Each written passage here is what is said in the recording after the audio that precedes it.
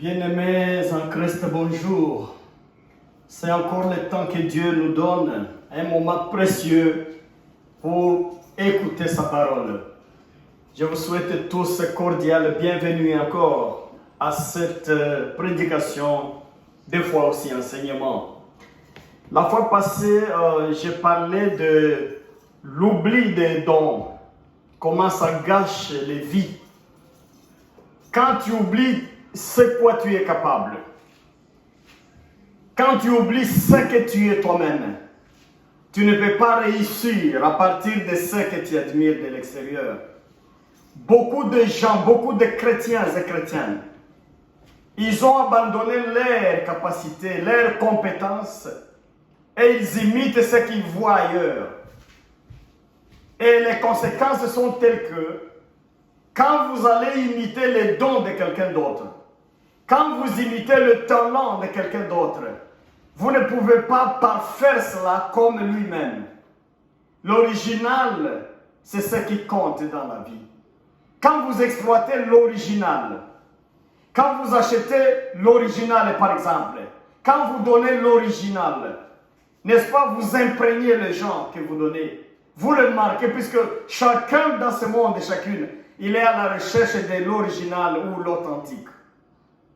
Le contraire de ça, c'est ce que les Anglais appellent le fake. Donc, le fausse image ou bien le produit des pirates ou le piraté. Nous devons chercher plutôt ce qui est original. Que Dieu soit loué. Oh Seigneur Jésus, merci beaucoup. Ce message encore entre tes mains, Seigneur. Veuillez bénir les serviteurs et servantes qui me suivent. Veuillez aider ces gens, Seigneur, à découvrir les talents et dons qui dorment dans leur cœur, dans leurs âmes, Seigneur. Fais de cela, Seigneur, vraiment une priorité pour l'Esprit de Dieu de réveiller tes gens, Seigneur, pour ton service. Au nom de Jésus, Amen. Je vais essayer de... Aujourd'hui, j'essaye d'amener quelques cas. Il y a plusieurs cas dans la Bible où les dons spirituels élèvent quelqu'un. Je vous invite à la lecture de la Bible. Je touche Proverbe 22, verset 29. 22-29, la Bible dit ceci. Connaissez-vous un homme habile dans ce qu'il fait? Il ne restera pas au service des gens obscurs, mais il entrera au service des rois. Un homme habile, d'autres traductions vont nous dire, un homme talentueux, un homme plein de talent, un homme de dons, courageux dans son service ou dans ses services, dans ce qu'il fait. Celui-là ne sera pas debout devant les vagabonds, les hommes obscurs, comme ma traduction ici. Mais il sera devant le roi. Il sera invité. Il va travailler devant le roi, devant le prince, devant les riches, devant les hommes forts de notre siècle. Ça, c'est la parole de Dieu. Les dons ont toujours élevé, les talents ont toujours élevé une nation, une collectivité, un pays, une famille, une personne.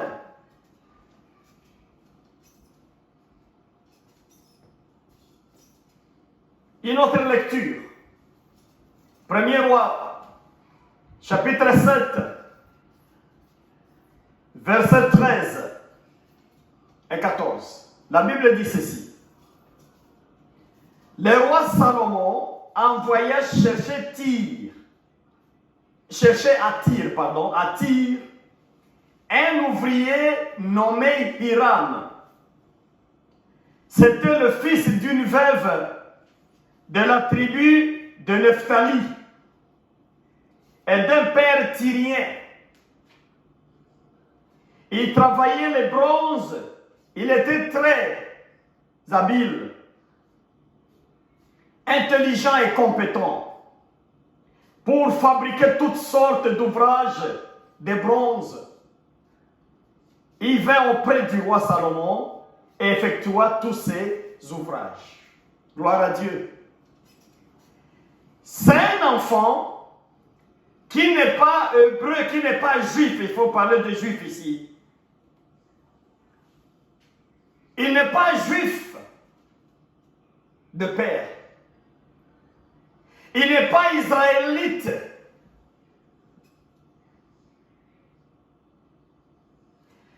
Sa mère israélite, son père tyrien, un homme de Tyr.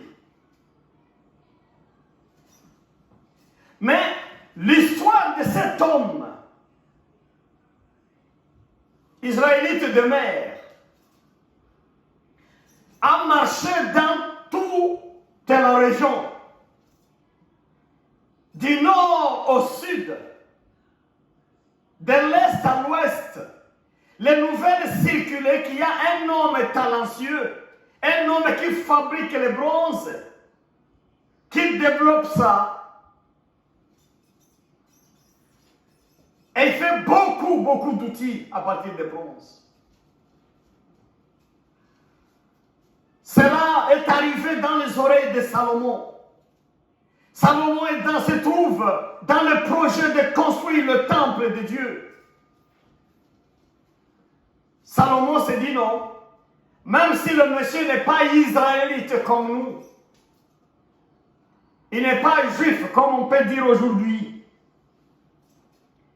mais nous allons l'appeler pour qu'il puisse venir travailler le bronze à côté de nous, pour l'honneur de Dieu. Et Salomon a envoyé une grande délégation à Tyr.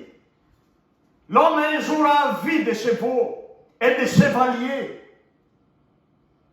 Il devrait avoir peur et dire non, qu'est-ce que je fais du mal pour que ces gens puissent venir me chercher? Mais il a vu la lettre de Salomon. Monsieur, je t'invite. Nous avons besoin de tes talents en Israël. Quel honneur ce jour-là, cet homme d'emballer ses objets, de dire au revoir à sa mère, de dire au revoir à sa famille, et d'aller en Israël, se présenter devant le roi, et dire c'est moi, Hiram, que vous avez entendu parler. Alléluia. La Bible ne se contredit jamais. La Bible se complète.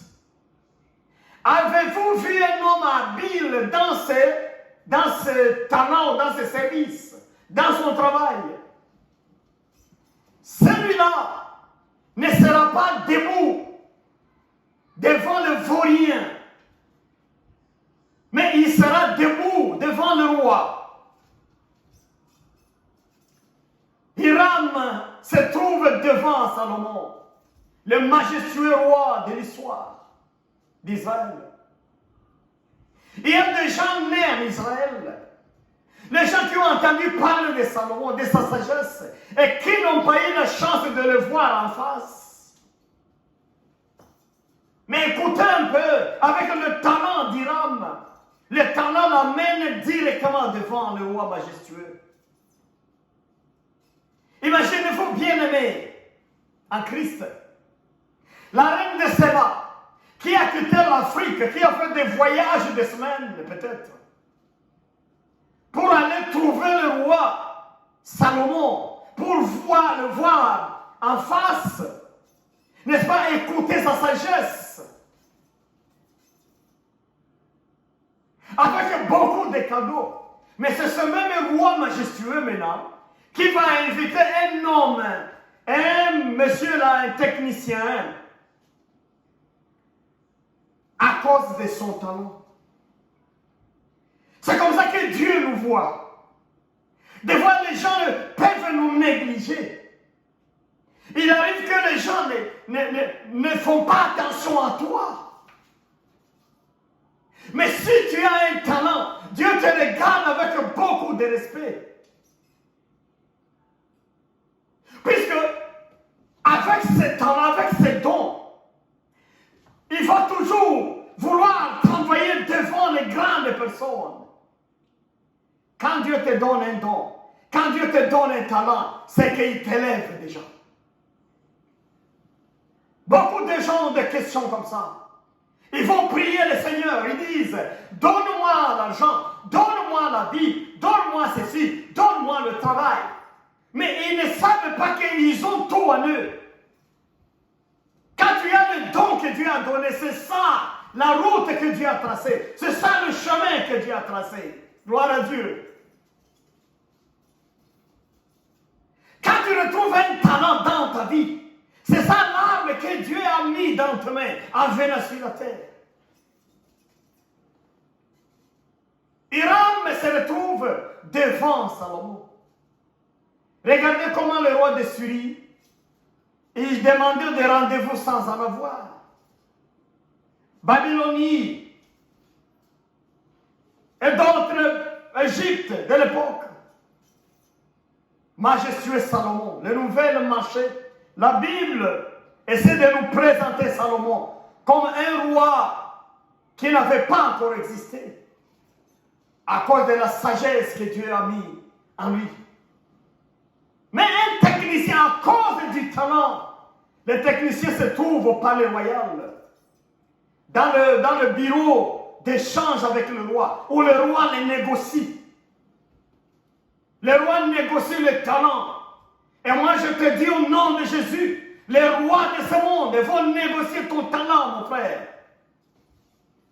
Au nom de Jésus, les rois, les princes de ce monde, ils vont négocier les dons qui se trouvent en toi. Quand tu as un don, tu as quelque chose de grande valeur. Quand tu as un talent, tu as quelque chose de grande valeur. Je te parle du deuxième cas. C'est Néhémie. Néhémie, il se trouve en déportation. C'était en Babylonie. Mais dans la vie de Néhémie, il avait une aptitude qui était naturelle à lui. Quand vous donnez des matières toxiques à Néhémie, quand il regardait la nourriture comme ça, quand il regardait de l'eau à boire ou du vin, il sentait en lui quelque chose de naturel que ce n'est pas un bon repas, ce n'est pas une bonne boisson. Néhémie pouvait sentir ça. Et plusieurs fois, Néhémie a sauvé sa famille. Il a sauvé ses contemporains, son environnement, les gens, sa société. Devant des nourritures empoisonnées. Néhémie sentait ça. Et il pouvait dire non, ne mange pas cette nourriture. Là où ils étaient en déportation, la nouvelle tournée se faisait entendre, se propageait, oreille à l'autre. Ah, il y a un homme ici, c'est l'Israélite. Lui, quand il voit manger comme ça, il sait que c'est empoisonné ou ce n'est pas empoisonné. Et les gens parlaient, une personne amenait à l'autre, chaque famille a parlé. La nouvelle est parvenue au roi, Xerxès, Artaxerxès Ier.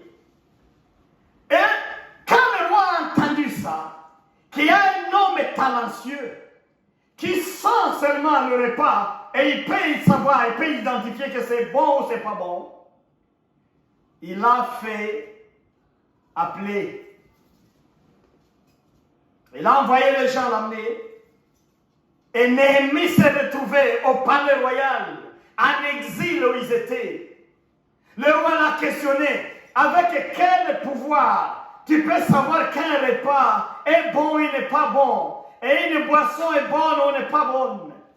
Néhémie lui a dit, je ne fournis aucun effort pour ça. Je peux le savoir, je peux le sentir. Néhémie a été ce jour-là, il a été engagé et il était dans un poste d'honneur puisqu'il mangeait à côté du roi. Avant que le roi ne puisse mettre la main sur un main, ne puisse mettre sa main sur le verre pour voir, c'est Néhémie qui essayait chaque repas, c'est Néhémie qui essayait chaque boisson. Il a été élevé à partir de ces dons-là. Je reviens toujours au proverbe. Tu as vu un homme courageux dans son travail. Tu as vu un homme habile ou talentueux. Il n'est pas debout devant les vauriens, mais il est debout devant le roi, devant Dieu, devant les hommes de valeur. Alléluia. Mes frères, ne néglige pas le don que Dieu vous a donné. Ne méprise pas le talent que Dieu vous a donné. Vous abandonnez ça. Il y a un problème dans plusieurs pays. Et ça, j'ai vu ça en Afrique. En Afrique, il y a des gens, beaucoup, une génération là de jeunes, mais qui négligent le travail. Une chose j'ai appréciée en Occident. En Occident, ici, écoutez, il n'y a pas de sot métier. Les gens travaillent dans tous les domaines. Ils travaillent en tout et tous les domaines sont valorisés. Je n'ai pas vu un travail là de négligé. Le travail est respecté en Occident. Et n'importe quel travail est gouverné par une structure. Chaque travail ici, chaque emploi ici, ça a de la valeur pour l'humain. Et ça donne de l'argent. En Afrique, ce n'est pas le cas.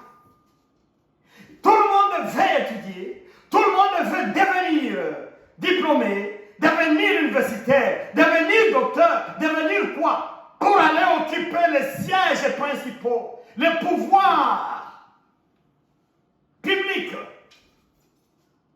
Tout le monde veut être un grand chef en ces sciences-là. Par conséquent, certains secteurs ont été abandonnés. Il y a beaucoup de chômeurs, tout simplement, ils ne veulent pas faire du travail qu'ils pensent que c'est sot pour eux. Et pourtant, si on faisait tout le travail, on n'aurait pas assez de chômage comme ça en Afrique. On n'aurait pas aussi de sots métiers en Afrique. C'est pourquoi l'adage là qui nous dit, il n'y a pas de sots métiers, mais il y a des sots gens. C'est des gens-là qui négligent, qui méprisent le travail. Ma prédication aujourd'hui, mon enseignement en même temps, c'est là t'a demandé de ne jamais négliger le travail. Quand tu sens que c'est ça ton talent, si tu sens que c'est ça ton don que Dieu t'a donné, utilise ça avec courage, travaille tous les jours.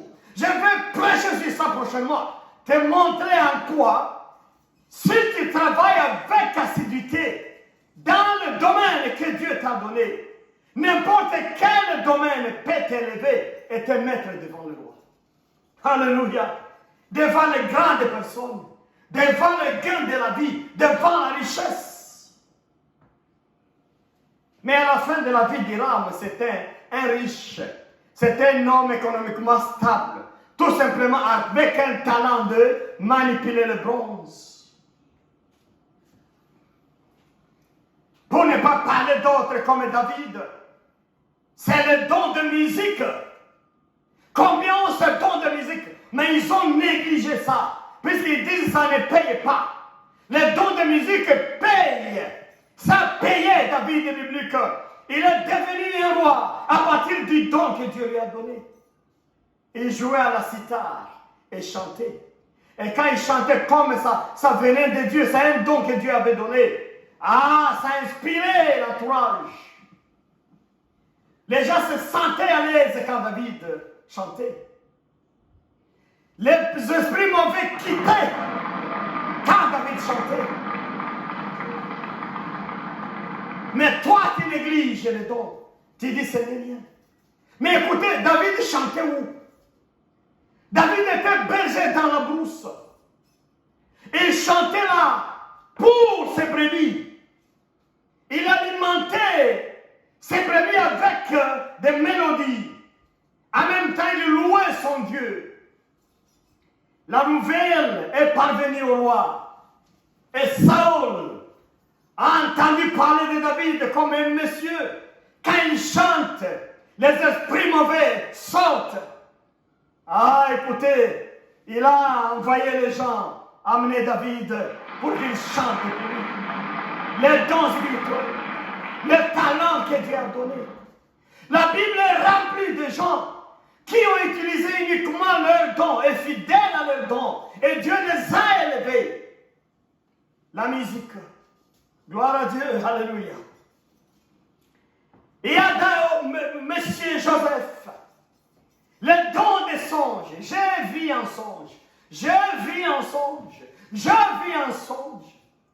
Quand il était jeune, ça lui a fallu des problèmes. Ça lui a fallu la mort.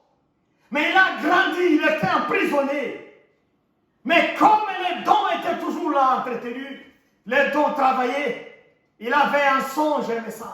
Il voyait pendant le songe. Il voyait pendant le songe. Il voyait pendant le songe.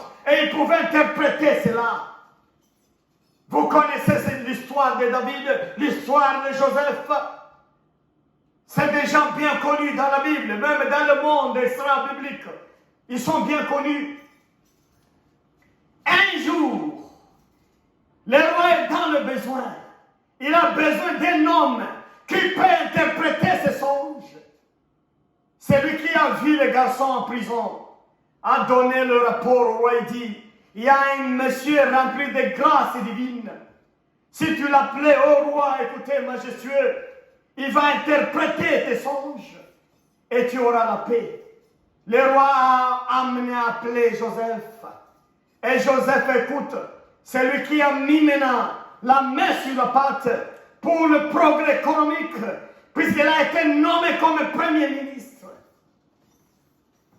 dans le royaume antique d'Égypte. Gloire à Dieu. Et il y a beaucoup de cas que Dieu a donné, que Dieu a mis de dons et talents dans les gens pour le permettre. Quand vous allez en Matthieu 5, verset 45, Dieu fait pleuvoir pour le bon, pour le méchant. Il donne le soleil pour le bon et pour le méchant. Il y a des dons que Dieu a donnés. Il y a des talents que Dieu a donnés à l'humanité.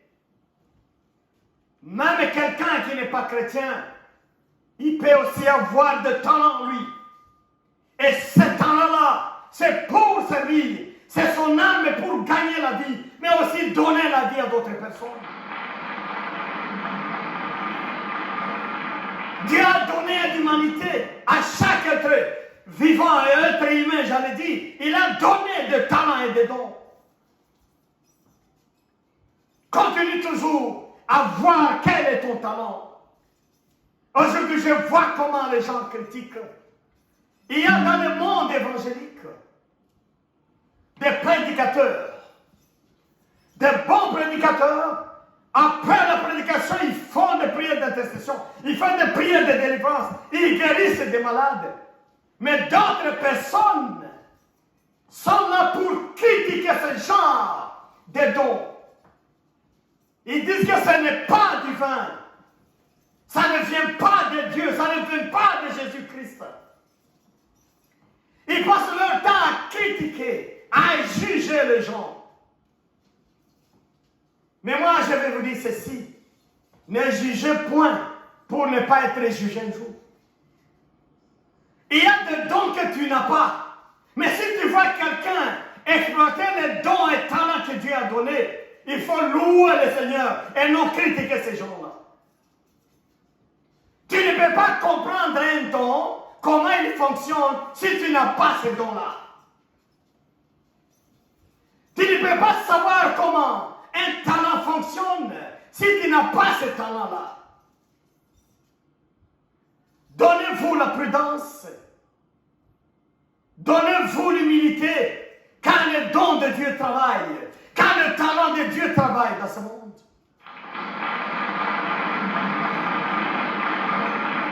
Les gens n'ont pas les mêmes aptitudes, jamais. Chacun reçoit de Dieu selon la volonté de Dieu. Et chacun peut exploiter les dons selon la volonté de Dieu. Et selon ce qui se donne à exploiter ça. Ne jugez point. Il y a des dons dans ce monde. Quand vous voyez ça, ça vous épate. Vous êtes émerveillés, vous ne comprenez pas. Mais comprenez qu'il y a beaucoup de dons que nous ne maîtrisons pas.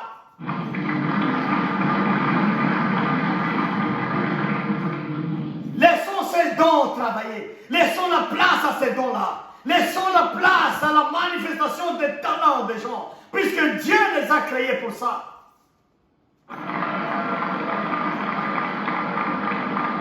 Il y a des gens qui bloquent même. Là, qui bloquent l'exécution des dons. Qui bloquent même l'application des dons et des talents d'autres personnes. Ils pensent maîtriser tous les dons. Ils pensent être à la hauteur de tous les talents. Celui qui donne, c'est bien lui qui maîtrise. Celui-là, c'est l'Esprit de Dieu. Celui-là, c'est Dieu. Il ne fallait pas se faire maître des dons. Mais il faut être un élève. Humble. Utilise ce que Dieu t'a donné. Et laissez les autres exploiter ce que Dieu les a donné.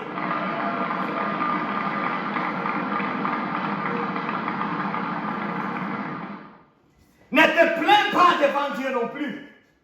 Moi, je dis, quelqu'un qui prie Dieu, quelqu'un qui aime Dieu, ne doit pas aller dire à Dieu, et pourquoi pas moi? Pourquoi pas moi? Puisque quand Dieu t'a envoyé dans le monde, il t'a tout donné. Il a tout donné à toi. Tout se cache en toi. Tout se trouve avec toi là où tu es. La prière ne devrait pas être des plaintes adressées à Dieu, mais des remerciements, des louanges, d'adoration à Dieu. Alléluia. Puisque, en principe, Dieu a tout donné. Tout se trouve en toi. Mais le diable, le méchant, il a mis des brouillards dans ta vision. Il a mis des brouillards dans ta vie, dans ta morale.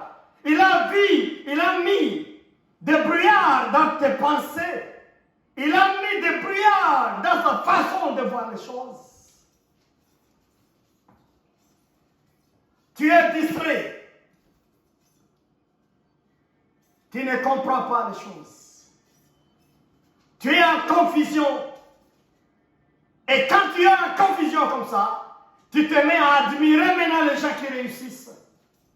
Tu te mets à applaudir les gens qui réussissent. Tu te mets à imiter les gens qui réussissent. Tu te mets à vouloir être, à envier même les gens qui réussissent. Et pourtant, tu es créé aussi pour réussir.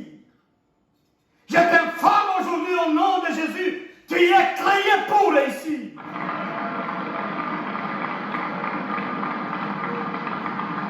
Tu es créé pour gagner. Tu es créé pour réussir. Tu es créé pour le succès. Enlève le brouillard dans ta réflexion, dans tes pensées. Enlève le brouillard dans ta vie. Alléluia. Ça, c'est à partir de la foi en Jésus. À partir de la foi en Jésus. Nous surmontons les barrières, les brouillards qui nous embrouillent. Nous avançons vers le devant. Nous exploitons ce que nous avons comme capacité, comme compétence. Nous mettons ça au service de Dieu et au service de son peuple. Dieu va nous bénir. Il va nous élever à partir de ça. Alléluia. Bien-aimés en Christ, réfléchissez sur vos dons et sur vos talents. Prochainement, je vais vous dire comment travailler avec ces dons et ces talents pour que ça puisse vous amener devant le roi. Comment faire avec les dons. Je vais prêcher sur ça prochainement. Que Dieu vous bénisse. Je vous souhaite vraiment une bonne fin de semaine, un bon week-end. Amen, amen. Seigneur Jésus, merci beaucoup. Bénis ta parole. Bénis ce week-end. Bénis cette semaine. Bénis ce mois qui est au début. Bénis tout ton peuple à travers le monde. Bénis tous les croyants, Seigneur. Fais que le message aide encore les gens à bien exploiter les talents et les outils que tu nous as donnés. Merci Père Céleste pour la bénédiction. Au nom de Jésus-Christ, Éternel des armées. Amen.